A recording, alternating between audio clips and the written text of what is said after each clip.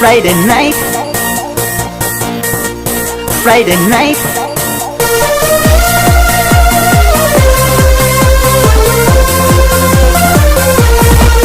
Friday night, gió cháy tờ chia nó, vì cụ gió nên chia nó mòn tu, chỉ gió chọn chia nó đuan nu, trong tu ru khó một tí bỏ kê, mùa son lúa hậu khlo hậu bò.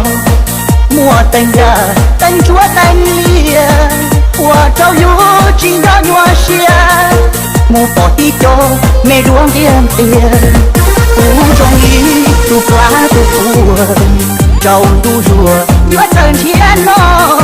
Yên chỉ xin gâu mang gâu lò, bia chua họ dù yên chỉ sai.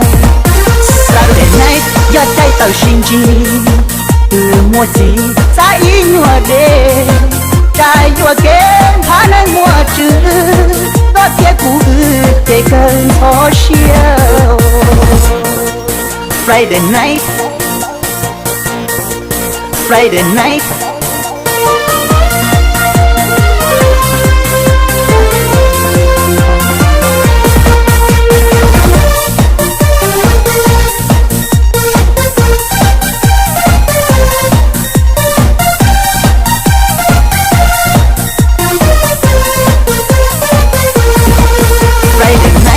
Gió cháy tờ chia nó, vì cụ gió nên chia nó mòn tu, chỉ gió chọn chia nó đuan nu, trong tu ru khó một tí bỏ kê, mùa gió lúa hậu khlo hậu bò.